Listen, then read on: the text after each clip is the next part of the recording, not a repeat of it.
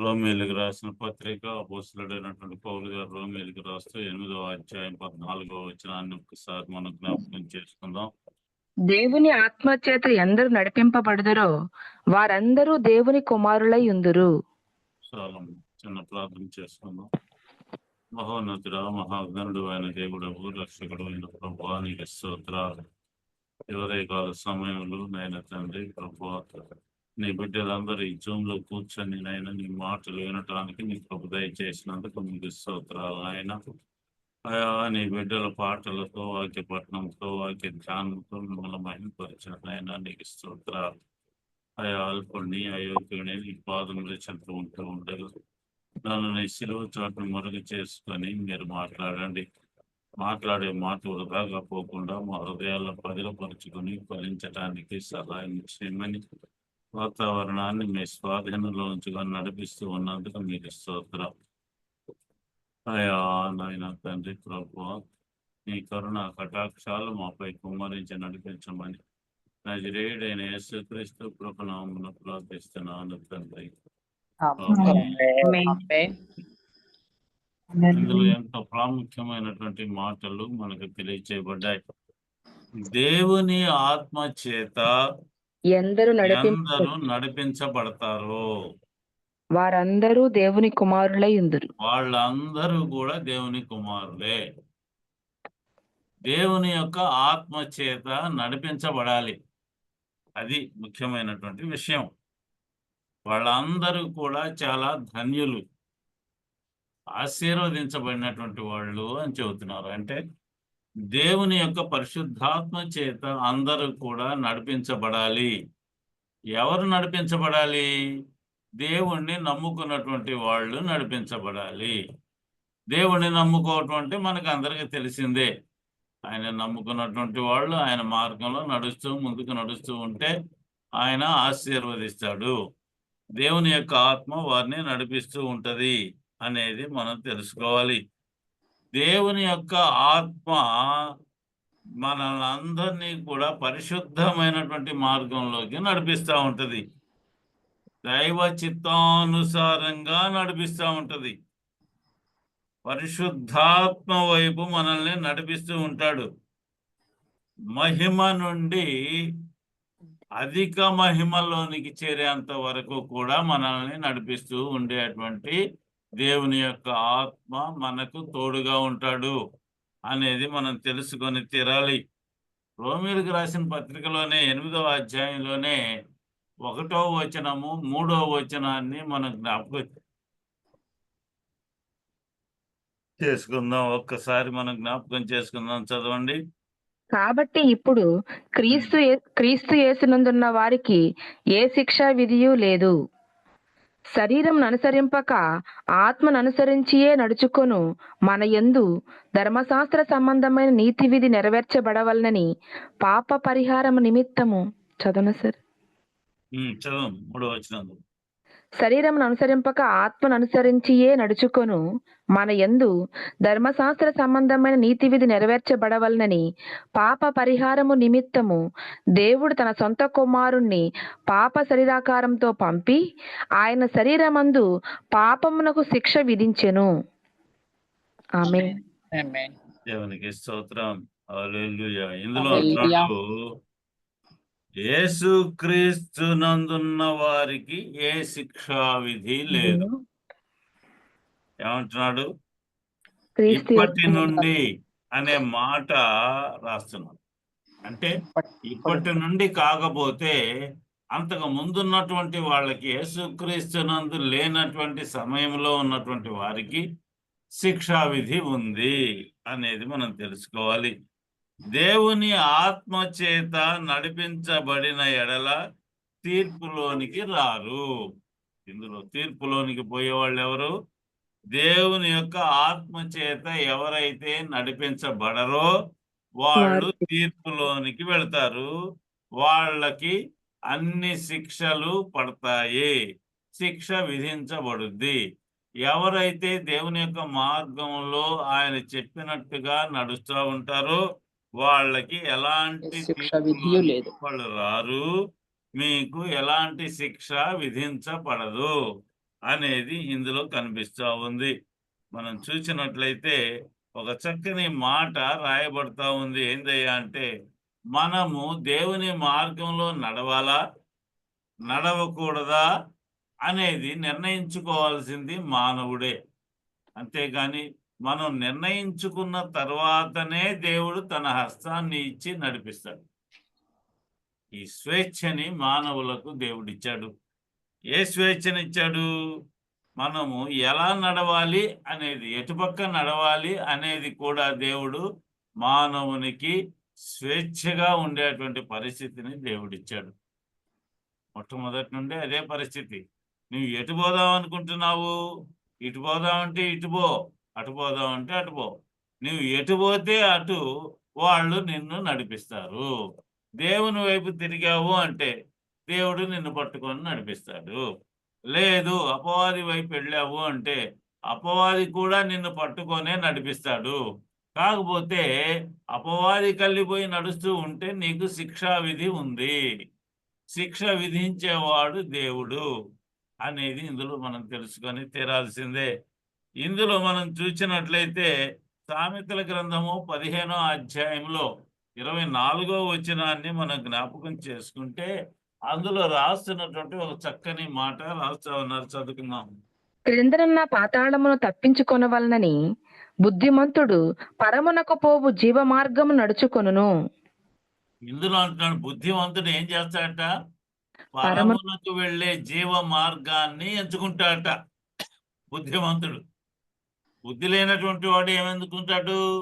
పాతాళం పరమలోనికి వెళ్ళే మార్గాన్ని ఎంచుకోడు. వాడికి లోకములో ఉన్న ఆశలన్నీ కలిగి ఉంటాయి.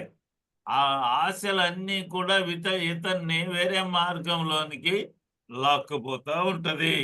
బుద్ధిమంతుడు అయ్యుంటే, జ్ఞానము కలిగి ఉన్నటువంటి వాడు అయ్యుంటే నీవు జీవ పరమునకు పోవు మార్గంలోకి నడుచుకుంటూ వెళ్తావు. ఎవరు చేయి పట్టుకుంటావు? దేవుని యొక్క చేయి పట్టుకొని నడుస్తావు. నీవు అప్పుడు ఆత్మ చేత నడిపించబడతావు అనేది ఇందులో ప్రాముఖ్యమైనటువంటి మాటగా రాస్తా ఉన్నాడు. ఇర్మియా గ్రంథంలో 21వ అధ్యాయంలో 8వ వచనాన్ని మనం జ్ఞాపకం చేసుకుంటే అందులో ఒక చక్కని మాట రాయబడతా ఉంది. చదువుకుందాం.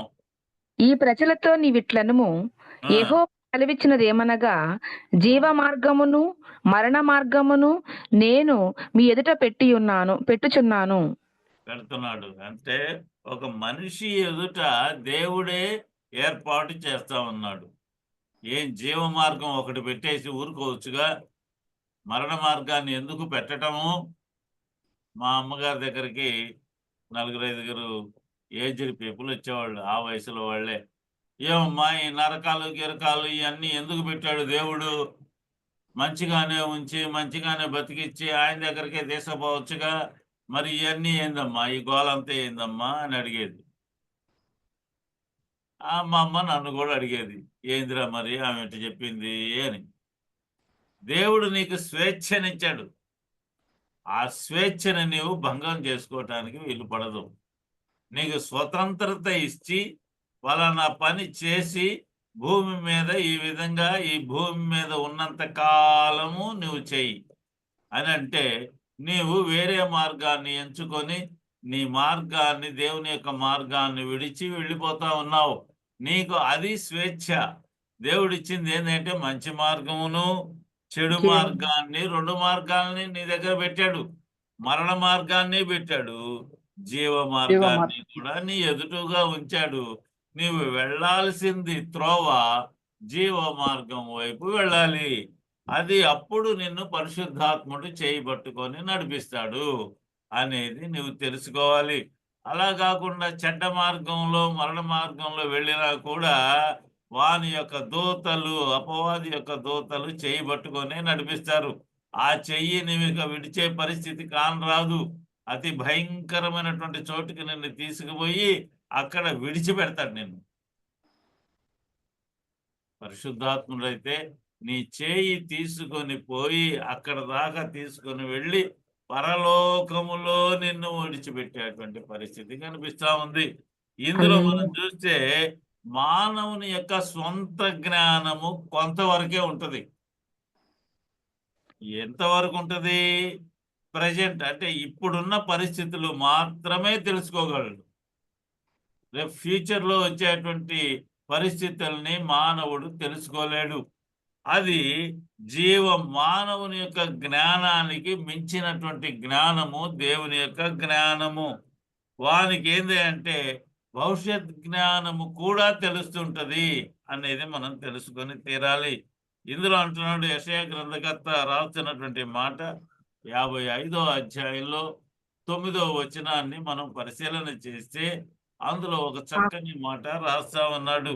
యెషయా గ్రంథం ఆకాశములు భూమికి పైన ఎంత ఎత్తుగా ఉన్నవో నీ మార్గముల కంటే నా మార్గములు, మీ తలంపుల కంటే నా తలంపులు అంత ఎత్తుగా ఉన్నవి.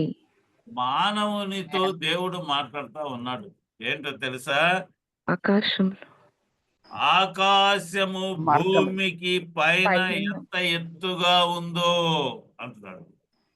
మానవులు ఆకాశాన్ని తెలుసుకోలేకపోతున్నారు. ఇప్పటిదాకా కూడా ఆ గ్రహానికి పోతా, ఈ గ్రహానికి పోతా, శని గ్రహానికి పోతా అంటున్నాడే తప్ప ఆకాశము ఎంత ఎత్తుగా ఉందో మానవునికి తెలియదు. చంద్రుడు ఎంత దూరం ఉన్నాడు అనేది లెక్కలేశారు. సూర్యుడు కూడా ఎంత దూరంగా ఉన్నాడు అనేది లెక్కలేసుకుంటున్నారు.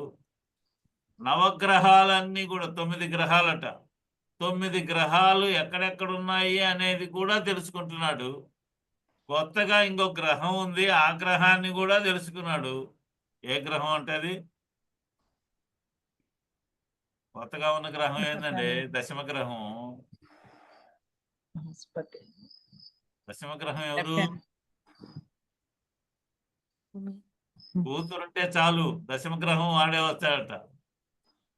ఎవరైనా ఇప్పుడేం తెలుసుకోండి. అల్లుడు గారు.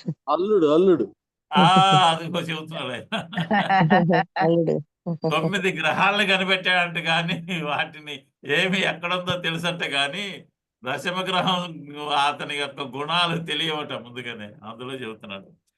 వాటి ఎత్తైనా తెలుసు కానీ ఆకాశం యొక్క ఎత్తు మాత్రము తెలియదు. తెలుసుకోలేకపోతున్నాడు మానవుడు. అందుకే దేవుడు గుర్తు చేస్తున్నాడు, ఆకాశము భూమికి ఎంత ఎత్తుందో అది మానవునికి తెలియదు. అందువలన అలాగే మానవుని యొక్క మార్గము కంటే నా మార్గములు మీ తలంపుల కంటే నా తలంపులు కూడా ఎంత ఎత్తుగా ఉన్నాయి. అంటే మానవునికి దేవుని యొక్క తలంపులు తెలియవు. దేవుని యొక్క మార్గములను తెలుసుకోలేనటువంటి పరిస్థితి కలుగుతుంది. మానవునికి తెలియదు ఈ మార్గం. ఎప్పటిదాకా? దేవుని ఎరిగేంత వరకు కూడా తెలియదు. దేవుని ఎరిగినటువంటి వారికి మాత్రము ఆ దేవుని యొక్క మార్గము తెలుస్తుంది. దేవుని యొక్క తలంపులు కూడా దేవుడు తెలియజేస్తాడు. ఇందులో మనం చూసినట్లయితే కొందరిని అపవాది నడిపిస్తూ ఉన్నట్లుగా కనిపిస్తూ ఉంటది. చాలా మందిని మనం చూస్తూ ఉంటాం. అపవాది నడిపిస్తూ ఉంటది, దేవుని యొక్క ఆత్మ నడిపిస్తూ ఉంటుందని ఇందాక తెలుసుకున్నాం. అపవాది నడిపించేటువంటి నడిపింపులో అంతా కూడా కష్టమే కనిపిస్తూ ఉంటుంది. ఏం చేస్తుంటాడు తెలుసా అపవాది? నీ పిల్లల్ని మరణ మార్గంలో నడిపించే పరిస్థితులు కల్పిస్తూ ఉంటుంది. తల్లిదండ్రులు పిల్లల్ని సక్రంగా నడిపించే పరిస్థితులు కల్పించడు. వానికి చివరికి దొంగగాను, లేదంటే రకరకాలైనటువంటి వ్యభిచారిగాను, లేదంటే రకరకాల మధుపానీయులు అంటే సారాయి, గంజాయి వగైరా పుచ్చుకునేట్లుగాను తయారు చేసి ప్రేరేపిస్తూ ఉంటారు. కారణం ఏంటి అంటే తండ్రి చేస్తూ ఉంటే పిల్లోడు కూడా వచ్చి పక్కన కూర్చుంటాడు. పిల్లోడికి కూడా కాస్త పోస్తూ ఉంటాడు. తెలంగాణలో నేను పనిచేశాను. తెలంగాణలో ఏం జరుగుతాయా అంటే వాడు పొద్దున్నే లేచి నాటు సారాయి పోస్తుంటారు పిల్లోడికి. వాడు పెద్దోడైన తర్వాత కూడా దానికి అలవాటు పడిపోతాడు. కారణం ఏంటంటే వాడి జీర్ణక్రియ బాగుంటుందట. ఏయో కారణాలు చెబుతాడు ఇక దానికి. ఒక తప్పు చేసేవాడు ఎందుకు చేస్తున్నావురా అంటే రకరకాల కారణాలు చెబుతారు. మా మందిరానికి చుట్ట తాగేవాళ్ళు కూడా వస్తారు. ఏమయ్యా చుట్ట మానుకోవయ్యా, నీ శరీరం పాడైపోద్ది, దేవుని యొక్క ఆజ్ఞ అది, శరీరము అనేది దేవుని యొక్క నిలయానికి ఉన్నది కాబట్టి దేవుని యొక్క ఆత్మ నీలో ఉండాలి అంటే శరీరాన్ని చెడగొట్టేది ఏది కూడా నువ్వు చేయటానికి వీలు పడదు అంటే అంటాడయ్యా, నాకు ఉబ్బసం ఉందయ్యా, చుట్టదాకపోతే ఉబ్బసం బయటకు వస్తుందయ్యా అనేవాళ్ళు కూడా కనిపిస్తూ ఉంటారు. వాడు అది తాగకపోతే వేరే వేరేవి ఏయో వస్తాయట వాడికి. ఈ కారణాలన్నీ కూడా కల్పించేది ఎవరు? అపవాది ఉంటాడు. ఎందుకని దాన్ని మానకూడదు.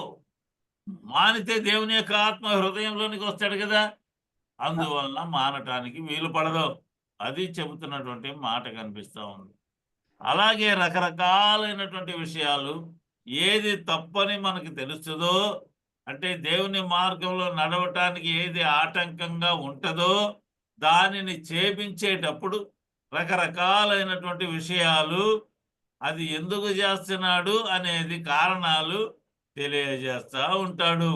ఆ కారణాలు మిగిలినటువంటి వాళ్ళు నమ్ముతారు తప్ప దేవుణ్ణి నమ్ముకున్నటువంటి వాళ్ళు నమ్మరు. హెచ్చరికలు చేసినా కూడా మానకపోతే ఎక్కడ పోతాడు? అపవాది పట్టుకొని నడిపిస్తున్నాడు వాడిని. కాబట్టి వాడు అపవాది అమ్మటే వెళ్ళిపోతాడు. ఎంచుకున్నాడు దేవుని మార్గాన్ని తీసి పక్కన పెట్టుకొని దేవుని మార్గం కాకుండా అపవాది మార్గంలో నడవటానికి ప్రయత్నాలు చేస్తూ చేస్తూ చేస్తూ ఒకటి కాదు చేయటం. మనం తెలుసుకున్నాం, యెరూషలేము నుండి ఒకటి దిగి వస్తున్నాడు, ఒక్కొక్క మెట్టు ఏదో 4 మెట్లు దిగి ఆగి ఆలోచన చేయలే. వాడు దిగుతా దిగుతా దిగుతా ఉన్నాడు. మొదట్లో ఒక తప్పు, రెండో తప్పు, మూడో తప్పు, నాలుగో, ఇలా చేసుకుంటూ అని జీవితాన్ని ఎక్కడ తీసుకుపోయాడు? దొంగల చేతిలో చిక్కినటువంటి వానిగా తయారయ్యాడు. దొంగల చేతిలో చిక్కితే వాడిని ఊరుకుంటారా? వస్త్రాలు కూడా దోచుకుపోయారంట దొంగలు. కొర ప్రాణంతో విడిచిపోయారు. వాడిని అక్కడ పడేశారు, కొట్టి పడేటువంటి ఏం లేదు. శారీరకంగా వానికి అనేక రకాలైన జబ్బులు వచ్చేసినాయి. అది పడేయటం. శారీరకంగా అసలు దేనికి పనికి రానటువంటి పరిస్థితిలో పడవేసిపోయాడు. అప్పుడు ఏం చేస్తున్నాడో తెలుసా? ఈ పడవేయబడ్డాడు మూలుగుతున్నాడు. రాస్తున్నాడు అందులో, ఎంత క్లియర్గా ఉందండి. మూలుగుచూ ఉన్నాడట. మూలుగు ఎప్పుడు వచ్చింది మానవునికి? ఇక లోకంలో నాకు ఎక్కడ సహాయము దొరకదు, దేవుని దగ్గర నుండే నాకు సహాయము. కారణం ఏంటయ్యా అంటే నేను దేవుడు ఉండే నివాస స్థలము నుండి తప్పిపోయి తిరిగి రావాలి అనుకుంటా ఉన్నాను. ఆ మార్గమును విడిచి వచ్చాను ఇక్కడ దాకా. అపవాది నన్ను విడిచిపెట్టలేదు. ఎక్కడికి పోతున్నానంట? వాడు ఎరికోకు దిగిపోతున్నాడు అన్నాడు. ఎరికో ఎక్కడది? శాపగ్రస్తమైనటువంటి పట్టణం. దేవుని పట్టణము నుండి ఎరికోకి వెళ్ళేటువంటి వాడు. శాపగ్రస్తమైనటువంటి పట్టణానికి పోతే నువ్వు శాపగ్రస్తుడివే గాని దీవించబడి ఆశీర్వదించబడేటువంటి వాడివి కాదు అనేది తెలుసుకోవాలి. ఇందులో అంటున్నాడు, కేకలు వేస్తా ఉన్నాడు. ఇక్కడి నుంచి స్టార్ట్ అవుతుంది వేరే ప్రయాణం. మూలుగుతూ ఒక పక్కన పడిపోయాడు. ఆ మూలుగు విన్నది ఎవరో తెలుసా? మొట్టమొదటి వాడు ఒకడు విన్నాడు.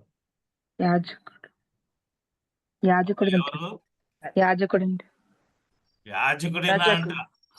నేను పరిచర్య చేస్తాను, నా పని అదే, ఇంకా వేరే పని లేదు, దేవుని మాటలు మాత్రమే చెబుతా. నేను మాటలు చెప్పేవాడు శాతంలో ఉండడు.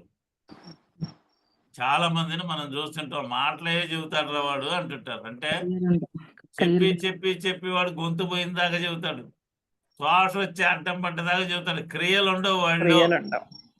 ఓన్లీ ఆడు ఏంది అంటే మాటలే చెబుతాడు. మీరేం చేస్తారు? పరలోకమును వారి ముందు మూసివేస్తారు, మీరు చేరరు, వాళ్ళని చేరరు. పరలోక ద్వారాలు మూసేస్తారట వీళ్ళు, మాటలు చెప్పేవాళ్ళు. క్రియలు లేనటువంటి వాడు ఆ మూసివేస్తే ఎవరు పోతారు? ఇక వాకిల దాకా పోతారు, లోనకు పోయే అవకాశం లేదు. అలాంటి వాడు ఎక్కిపోతున్నాడు. ఎక్కడ పోతున్నాడు? క్లియర్ గా చెబుతున్నాడు అందులో. యేసు ప్రభు వారు చెప్పారు అంటే మానవుని యొక్క హృదయం తట్టబడుద్ది. హృదయాన్ని తట్టటమే దేవుని యొక్క పని. తలుపు దగ్గర ఉన్నాను, తలుపుది అనే పరిస్థితి. ఒక యాజకుడు పోతా పోతా యెరూషలేముకు పోతున్నానని చెప్పుకుంటున్నాడు, బైబిల్ చేతిలో ఉందంటున్నాడు, దేవుని వాక్యం చెబుతానంటున్నాడు, మైకులు పెద్దగా పెడతానంటున్నాడు. ఏం ప్రయోజనము? క్రియ లేనటువంటి. క్రియ లేదు నీలో. బాగానే ఉంది, పోయాడు, పోన్లే, పోనీ పోనీ. దేవుడు చెప్పాడు కదా అందరూ అలా ఉండరని. రెండో వ్యక్తి కూడా వచ్చాడట. మూలుగు విన్నారు అని రాస్తున్నాడు.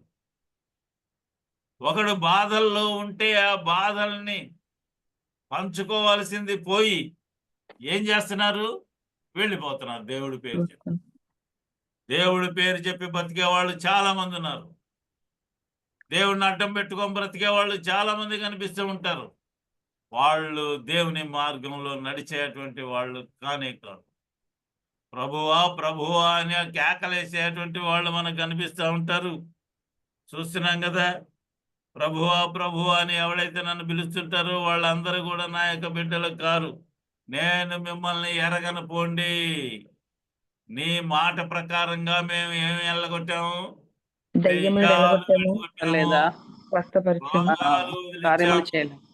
భూమి మీద చాలా చాలా గొప్ప కార్యాలు నీ నామము ద్వారా జరిగించాము. అంటే ఏం గొప్పతనం ఏముంది? నీ నామము ద్వారా జరిగించాము గొప్ప పనులు. ఇది వాళ్ళు చెప్పేది. నీ నామము ద్వారా మేము జరిగించినటువంటి ఈ గొప్ప కార్యాలు ఉన్నాయే, ఇవన్నీ నీ నామం ద్వారా జరిగినాయి. కానీ వీళ్ళు ఏం చెబుతారో తెలుసా? నేను ప్రార్థన చేస్తే, నేను ఫలానాది చేస్తే, నీ ప్రార్థన వినేటువంటి దేవుడు అక్కడ కనిపిస్తున్నాడా?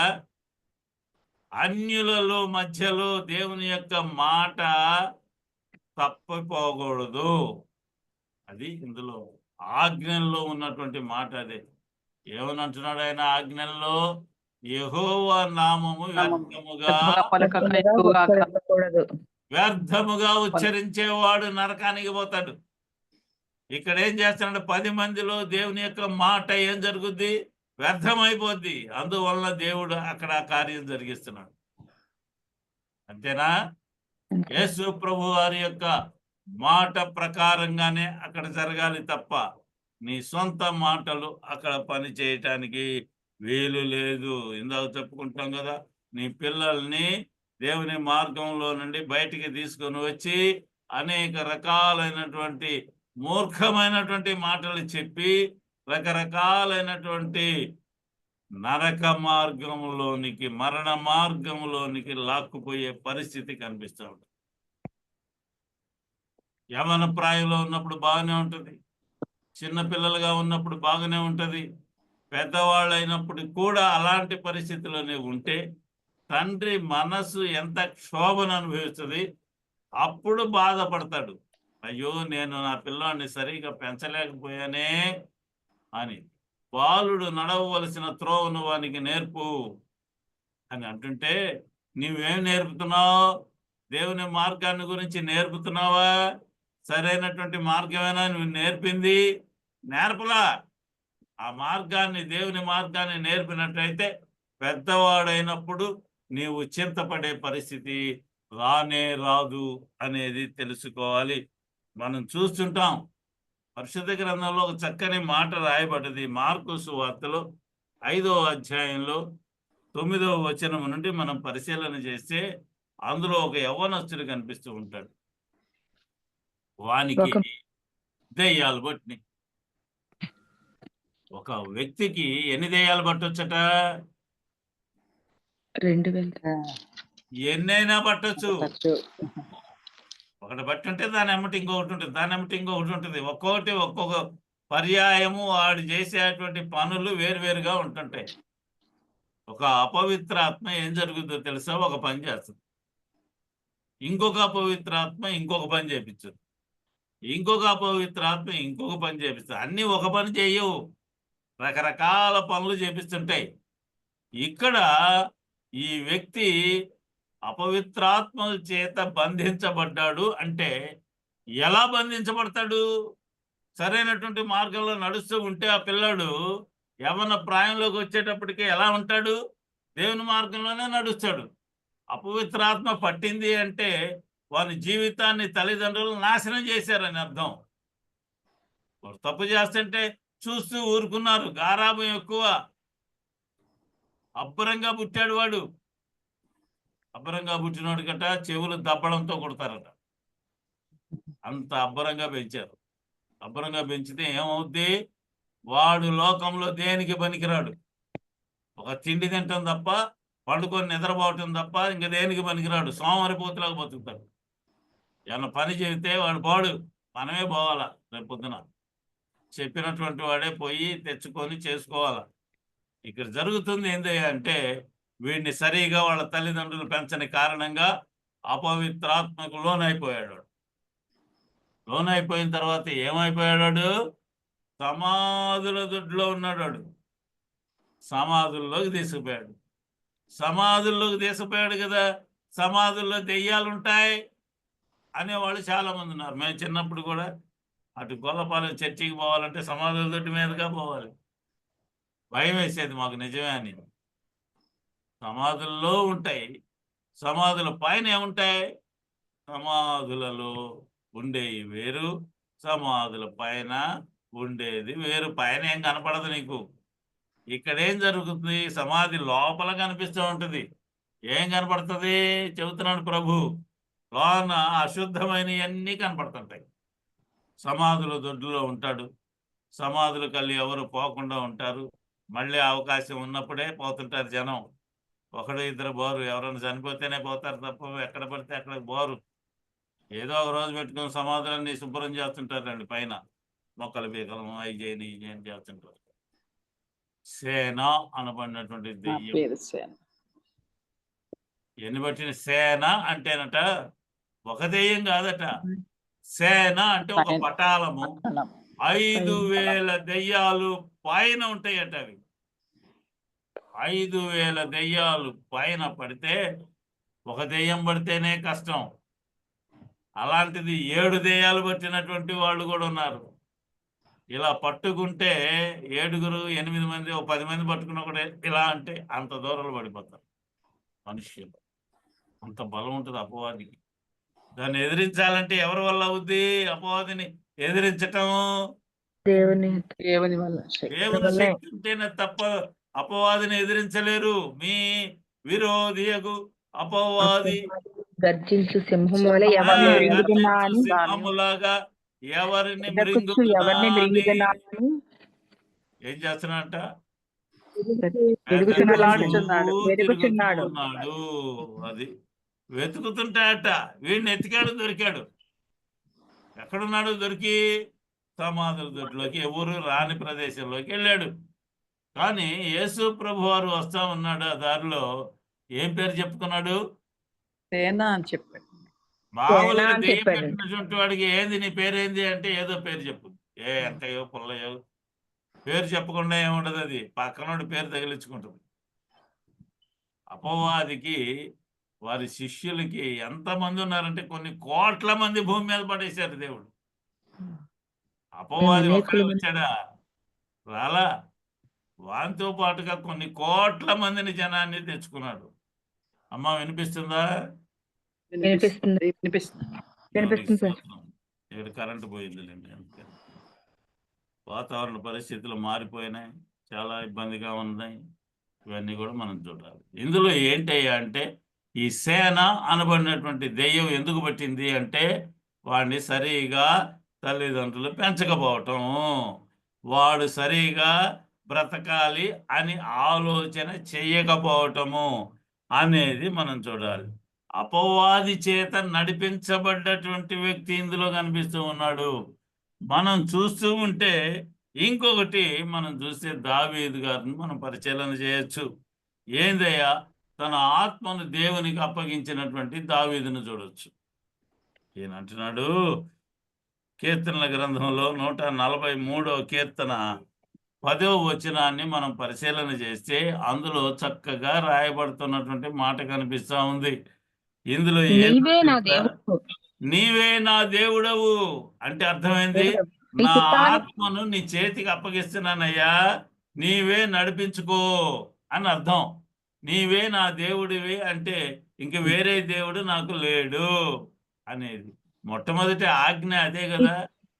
ఏం ఆజ్ఞ? నీవు తప్ప యెహోవాను. నీవు తప్ప నేను వేరొక తప్ప దేవుడు వేరే దేవుడు నీకు ఉండటానికి వీలు లేదు లేదు. అనేది ఇందులో. అదే ఈయన అంటున్నాడు, నీవే నా దేవుడవయ్యా అంటున్నాడు. నీ చిత్తానుసారంగా ప్రవర్తించుటకు నాకు నేర్పుము. ఎవరి చిత్తం? దేవుని చిత్తము. చిత్తానుసారంగా దేవుని నడవాలి. అది ఈ భక్తుడు అంటున్నాడు. పాట పాడుకుంటున్నాడు కూర్చొని. ఏం పాడుతున్నాడు? నీ నీవే నా చిత్తానుసారంగా దేవుడవు. నడవాలయ్యా నీవే నా నేను, దేవుడవు. అంతేగాని నా చిత్తం ఏమీ లేదు, నా హృదయానుసారంగా నేను నడవటానికి వీలు పడదు అనే మాట అందులో రాసినటువంటి మాట కనిపిస్తా ఉంది.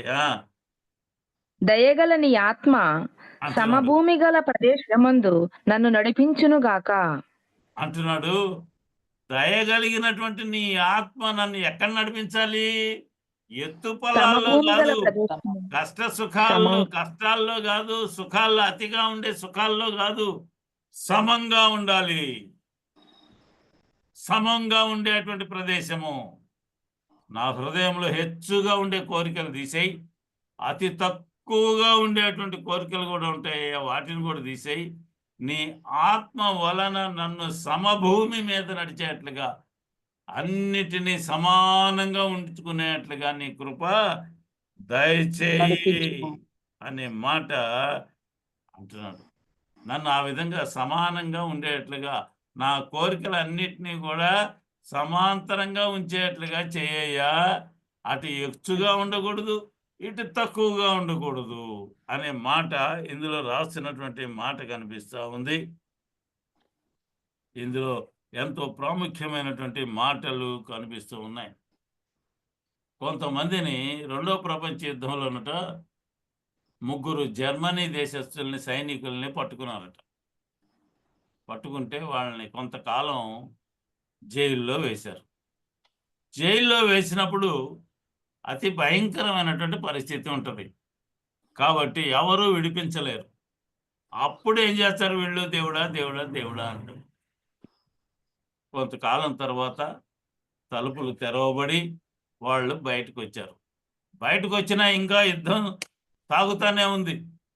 ఈ 3 కూడా రాత్రి పూట ప్రయాణం చేస్తూ పగలు ఏ బంకర్లలోనో దాగుతూ ఉంటారు. ఎందుకని? వీళ్ళు సైనిక రూపంలోనే ఉన్నారు కాబట్టి. కొంతకాలం పోయిన తర్వాత ఈ సరిహద్దులు దాటి వారి సరిహద్దులోకి వెళ్ళిపోయారు. దేవుని సరిహద్దులోనికి వెళ్ళిపోయారు వీళ్ళు. కానీ ఇందులో జరిగింది ఏందో తెలుసా? ఇద్దరు వ్యక్తులు కూడా వాళ్ళకి ఇచ్చినటువంటి స్వేచ్ఛని, దేవుడిచ్చినటువంటి స్వేచ్ఛని భంగం చేసుకుంటున్నారు. వాళ్ళు ఏం చేశారో తెలుసా?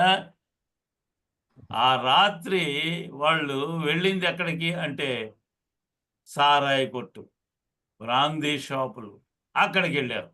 ఆ రాత్రి అక్కడే పండుకున్నారు. వాళ్ళకి స్వేచ్ఛ వచ్చింది, వాళ్ళ స్వదేశానికి వచ్చారు కదా. ఇద్దరు వెళ్ళారట. కానీ ఏం జరిగింది? యుద్ధం జరుగుతుంది కదా, బాంబు వాళ్ళ ఉండే ప్రదేశం మీద పడిపోయి వాళ్ళిద్దరు కూడా దుర్మరణం పాలయ్యారు.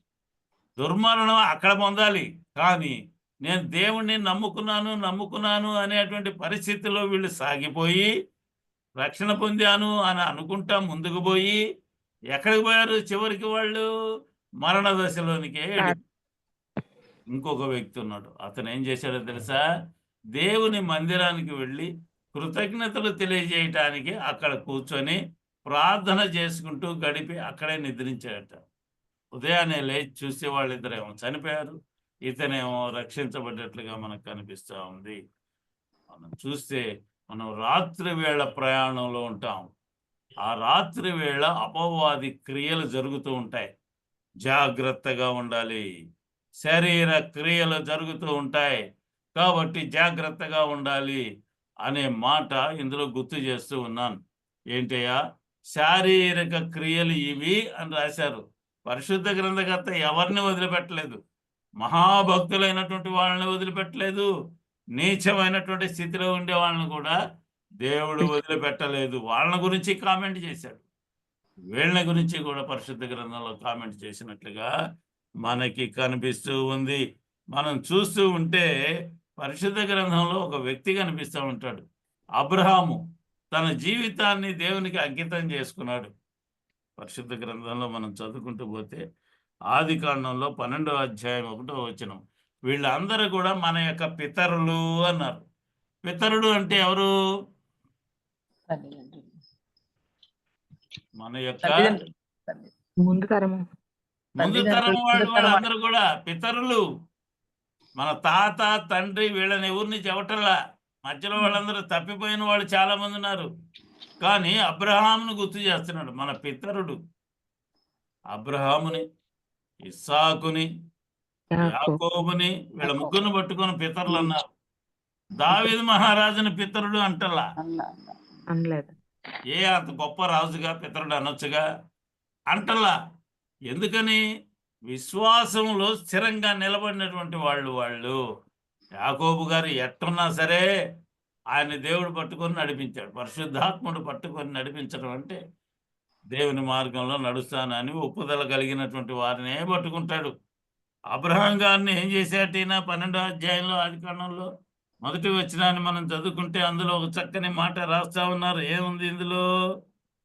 నీవు లేచి నీ దేశము నుండి, నీ బంధువుల యొద్ద నుండి, నీ తండ్రి ఇంటి నుండి బయలుదేరి నేను నీకు చూపించు దేశమునకు వెళ్ళుము. అసలు ఎవరు చెప్పారు?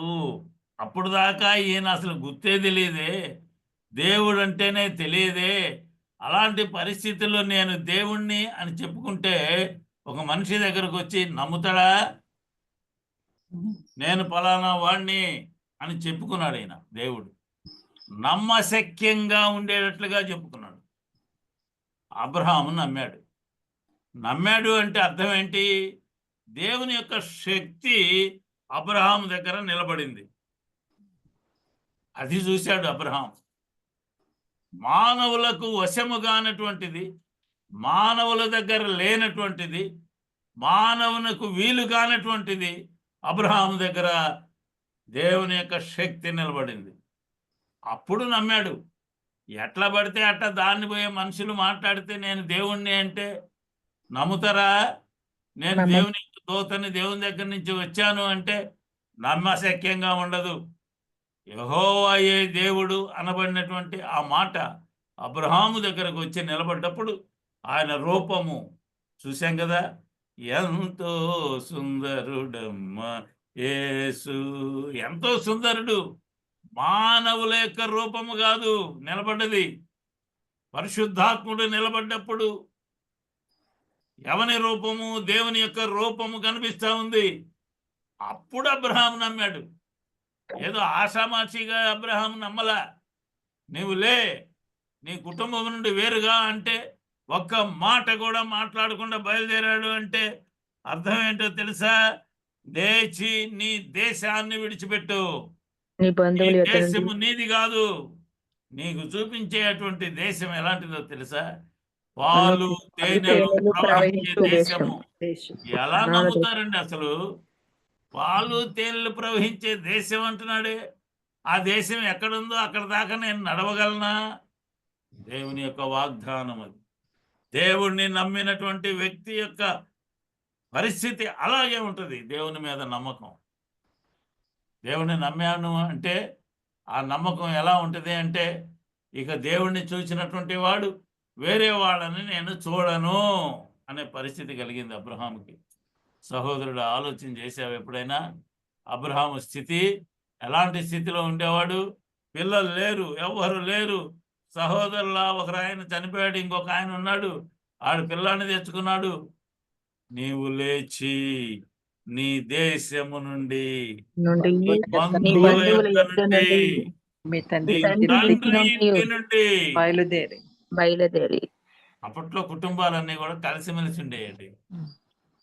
అంత ఆస్తి అంతా కూడా ఉమ్మడి ఆస్తి. పెద్దవాడు ఏది చెబితే అదే వినేవాళ్ళు చిన్నవాళ్ళందరూ కూడా. పేదవాక్కు అది అంటారు, చూశారు కదా. దేవుణ్ణి నమ్ముకున్నటువంటి ఆయనకు లోకముతో పని లేదు. యేసు ప్రభు వారు చెప్పారు కదా, ఎవరయ్యా నా సహోదరుడు? ఎవరట?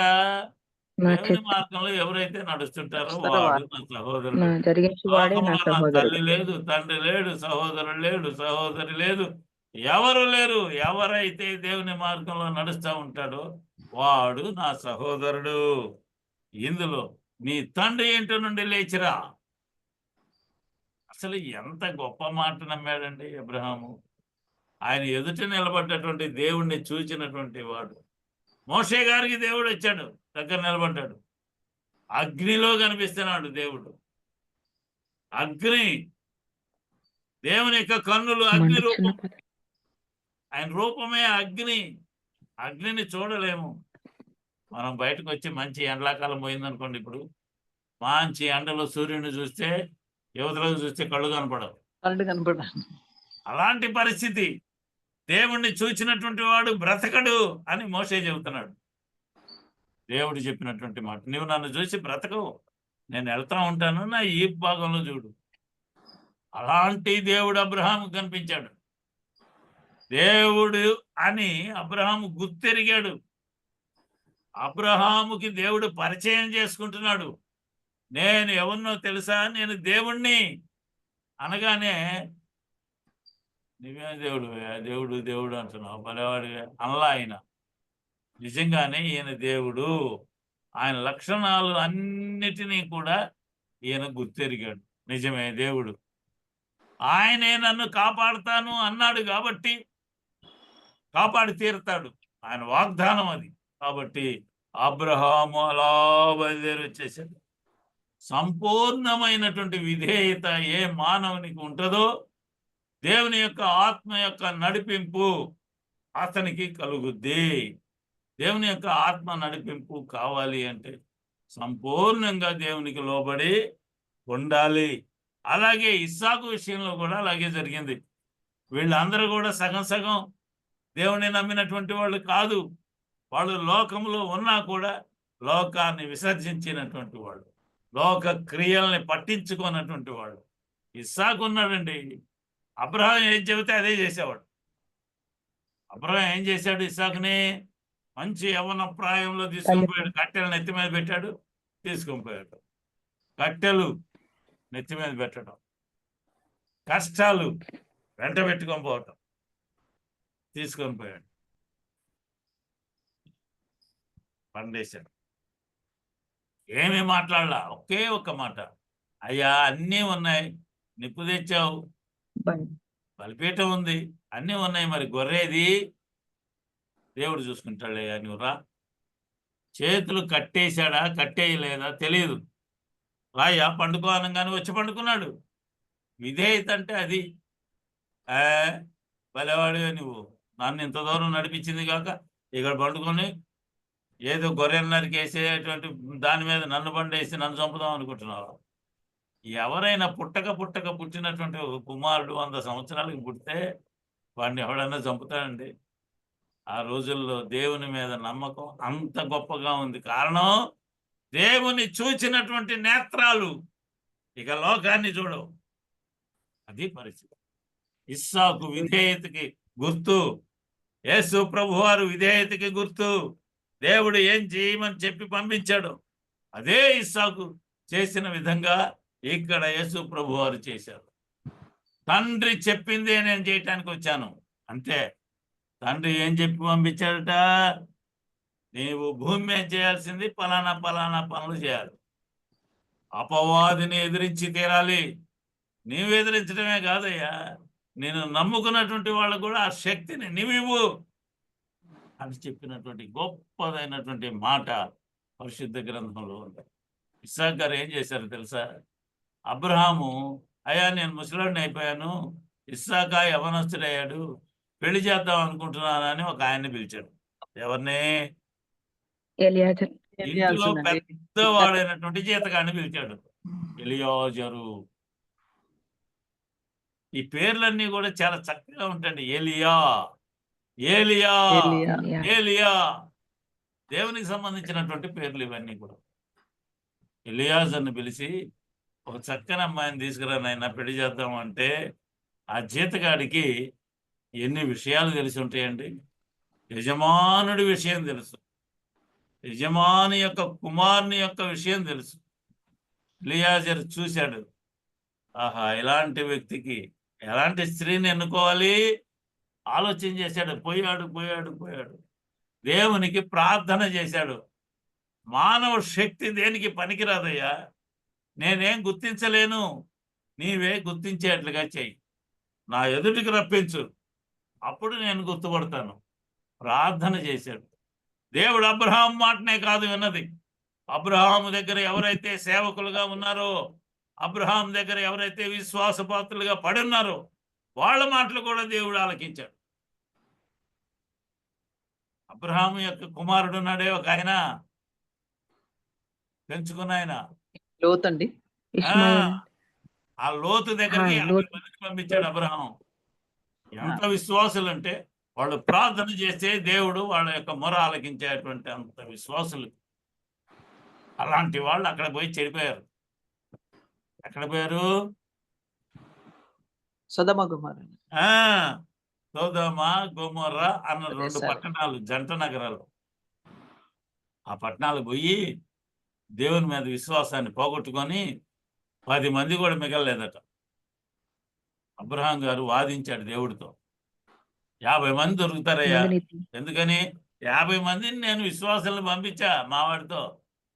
ఏమైపోయారు? ఇక్కడ ఈ విశ్వాసి అయినటువంటి వాడు ఎలియాజరు. ఈ ఎలియాజరు పోయి ప్రార్థన చేస్తున్నాడు. దేవుడు అతని మొర ఆలకించాడు. అబ్రహామును చూచి నేను వాళ్ళని కాపాడుతాను అన్న దేవుడు, అబ్రహామును చూచి ఎలియాజరు ప్రార్థన ఆలకించిన దేవుడు ఏం చేశాడో తెలుసా? గుణవతి అయినటువంటి రిబ్కాను, రెబెక్కాను చూపించారు. రిబ్కా ఎంత గొప్పగా తీసుకొచ్చాయండి. సహజంగా ఎవరు చూడాలా? పెళ్లి కూతుర్ని ఎవరు చూస్తాడండి? పెళ్లి కొడుకు చూస్తే కొడుకే. చూడాలి, మెచ్చుకోవాలి, అప్పుడు అవును అనాలి. పెళ్లి కొడుకు తండ్రి తల్లి చూడాలి. పెళ్లి చేసే టయానికి తల్లి లేదులేండి, అప్పటికే చనిపోయింది. 120 ఏళ్ళకి ఆమె చనిపోయింది. ఇక్కడ మనం చూస్తే ఏం జరిగిందయ్యా? ఎదురు మాట్లాడకుండా ఉండేటువంటి ఇస్సాకు కనిపిస్తుంటాడు. తీసుకొని వచ్చాడు తండ్రి మాటను బట్టి. ఎలియాజరు తీసుకొని వస్తే అదిగో అతనే నీకు వరుడు అని చెప్పగానే దిగిపోయి వారితో మాట్లాడటానికి. దిగి ఎంత గొప్పదైనటువంటి మాట!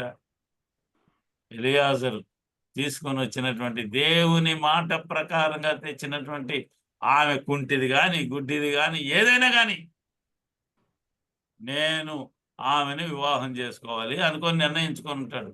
దేవుడు అలాంటి వాళ్ళని జత చేస్తాడా? చేయడండి. సాటి అయిన సహాయము అని రాపించాడు పరిశుద్ధ గ్రంథం.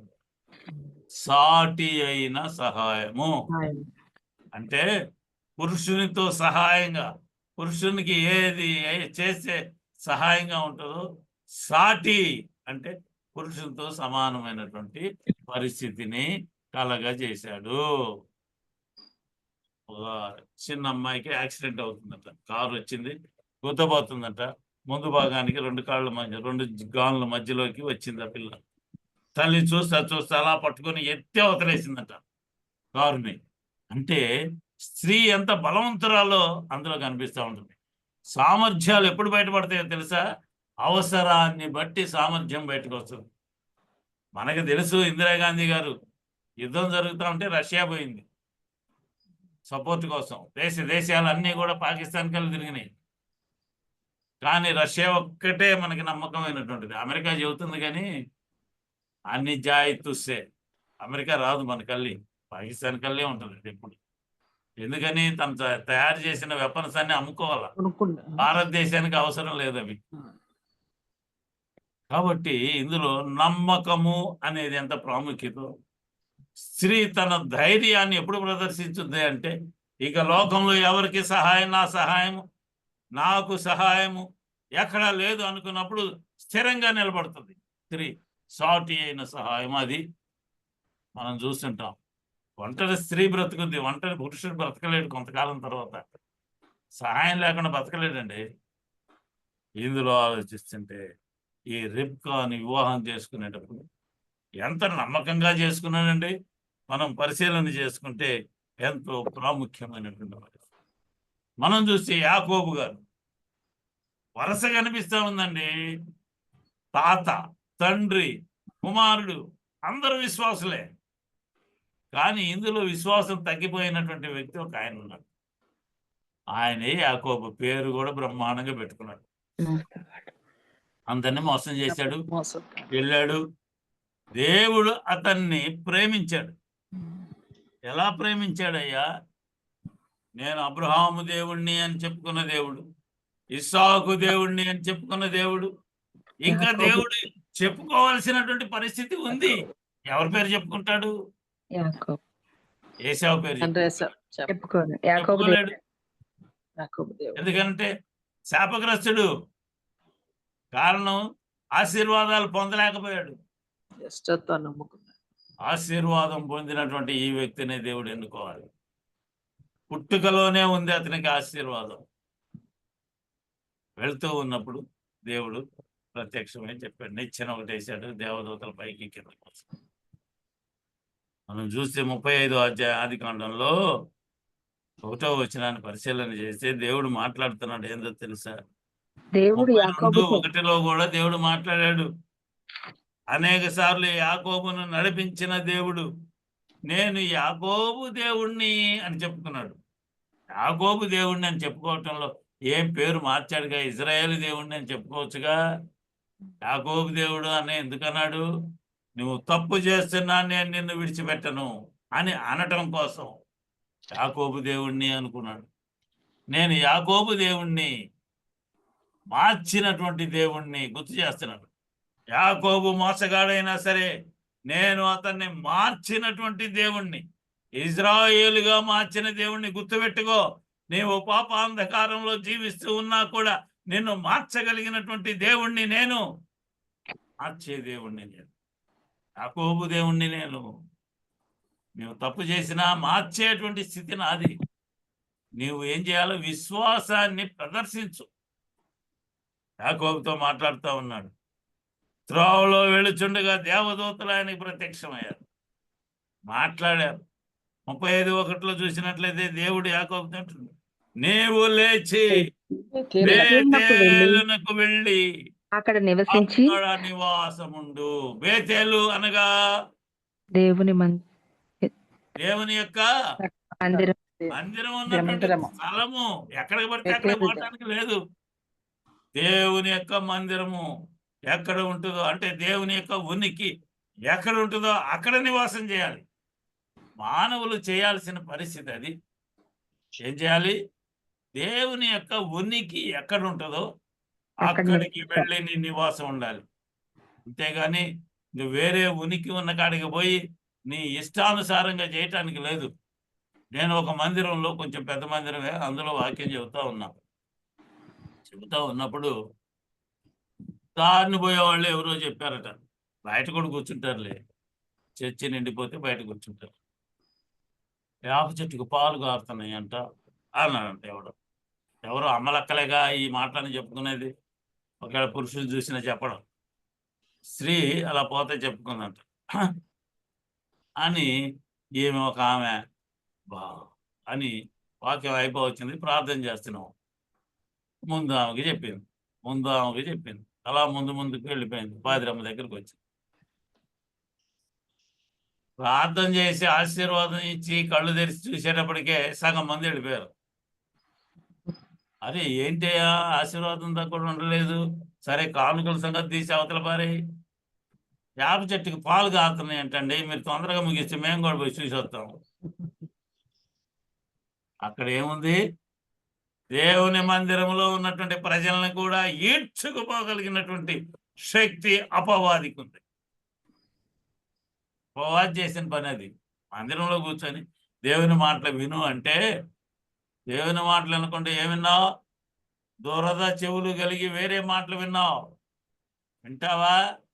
యాకోబు గారితో దేవుడు మాట్లాడుతున్నాడు. నువ్వు పితరుడుగా నిలవాలి అంటే, నువ్వు పితరుడుగా ఉండాలి అంటే బేతేలు నేను నివసించు. ఉండే కాడ నీవు ఉండాలి. నా ఉనికి నీ మీద ఉండాలి. ఇదిగో నీ పిల్లలు ఎంతమంది అండి యాకోబు గారికి పిల్లలు? 12 మంది అండి. 12 మంది. అందరూ కూడా 12 మంది కూడా 12 గోత్రాలండి. అక్కడి నుంచే వచ్చింది గోత్రాలు. ఇశ్రాయేలు. ఇజ్రాయేలు అనబడినటువంటి ఈయనకి వాళ్ళ వంశము చీలిపోయి గోత్రాల్లాగా మారిపోయినట్లుగా మనకు కనిపిస్తా ఉంది. సహోదరుడా, దేవుని యొక్క ఆజ్ఞ ప్రకారంగా నడిస్తే నిత్యము నడిచేటువంటి పరిస్థితి. ఆ దేవుని యొక్క ఆత్మ చేత, ఆత్మ అంటే ఉంది పరిశుద్ధాత్ముడు.